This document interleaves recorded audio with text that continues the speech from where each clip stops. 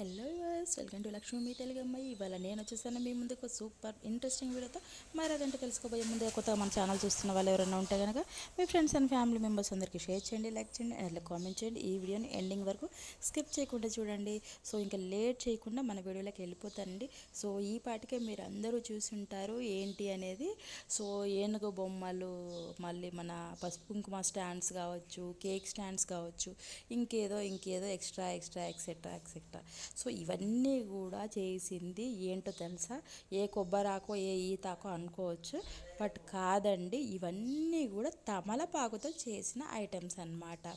So మీరు ఇవన్నీ skip చేయకుండా చూడండి, అసలు ఎంత బాగున్నాయో కదా. సో ఇదేంటి అంటే ఒక ఫ్రెండ్ గ్రూప్లో షేర్ చేశారు. సో నాకు అదైతే చాలా చాలా చాలా పిచ్చగా నచ్చేసింది.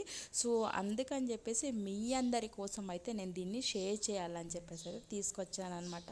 అసలు ఎంత అద్భుతంగా చూడండి, త్రిశూలాలు కావచ్చు, ఓం, స్వస్తిక్, అసలు ఒక్కటేంటండి, అసలు ఒకటి కాదనమాట. గుర్రాలు, ఏనుగులు, వెంకటేశ్వర నామాలు, శంకుచక్రాలు అండ్ సింహాసనాలు, ఇలా చాలా చాలా బోలెడన్ని వెరైటీస్ అయితే తయారు చేశారు మన మహిళా మనులు. నిజంగా వీళ్ళ వర్క్ అయితే హ్యాట్స్ ఆఫ్ చెప్పాల్సిందేనండి. అసలు అంతా బాగున్నాయన్నమాట, ఒకదాన్ని మించి ఒకటి ఉంది. సో నాకైతే చాలా నచ్చింది.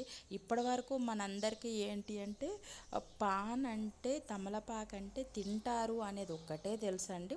భోజనం తర్వాత కిల్లీలాగా వేసుకుంటారు, హెల్త్కి మంచిది అనేది తెలుసు. మనం దేవుడికి వాడాలి అంటే గనక చక్కగా మనము రెండు ఒక్కలు పెట్టేసి దేవుడి దగ్గర తాంబూలాన్ని మనం సమర్పించుకుంటాం. బట్ ఈ విధంగా కూడా మనము తమలపాకులని డెకరేషన్ పర్పస్లో వాడుకోవచ్చు అని అయితే ఫస్ట్ టైం చూస్తున్నానండి.